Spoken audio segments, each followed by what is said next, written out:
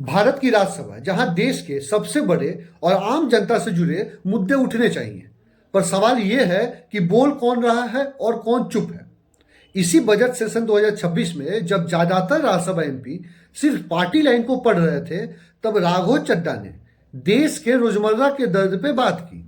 चाहे वो भारत के हेल्थ केयर सिस्टम से जुड़ा मुद्दा हो या खाने में मिलावट का मुद्दा हो, एयरलाइंस कंपनियों के द्वारा जो एक्स्ट्रा बैगेज चार्ज का मुद्दा हो या गिग वर्कर्स के वर्किंग कंडीशन और इनकम से रिलेटेड मुद्दा हो। और उन्होंने कंटेंट क्रिएटर के फेवर में कॉपीराइट एक्ट में बदलाव की डिमांड भी रखी। वो इन सभी मुद्दों पे सरकार के सामने अपने बातों और डिमांडों को रखा। अब देखते हैं बाकी के राज्यसभा मेंबर क्या कर रहे थे। देखा जाए तो कोई गरीब के लिए साइलेंट था, तो कोई मिडिल क्लास के लिए मिसिंग, कोई सिर्फ डेस्क थपथपा रहा था, तो कोई हाथ में पोस्टर लहरा रहा था, और कई एमपी तो सिर्फ वहां अटेंडेंस बनवाने के लिए ही राज्यसभा में आते हैं। यहां बात ऑपोजिशन वर्सेस गवर्नमेंट की नहीं हो रही है।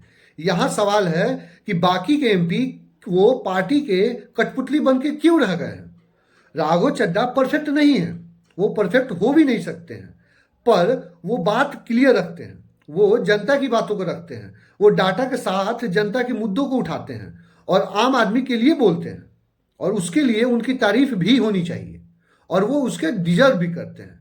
मैं ये बात राघव चड्ढा को हीरो बनाने के लिए नहीं कर रहा, ना मैं बना सकता हूं। ये बात है राज्यसभा के उन एमपीओ को याद दिलाने के लिए जो खुद को एमपी का मतलब माइक्रोफोन होल्डर समझ कर बैठे हुए हैं। आप लोगों के रिप्रेजेंटेटिव हैं, आपको वहां जनता के मुद्दे उठाने चाहिए, और आप वहां केवल अटेंडेंस बनवाने के लिए जा रहे हैं और पार्टी की तरफ से विरोध करने के लिए। राज्यसभा मेंबर्स को अकाउंटेबल होना होगा और जनता के मुद्दों को वहां उठाना होगा और सरकार से डिमांड करनी होगी कि जनता के मुद्दों पर त्वरित कार्रवाई करें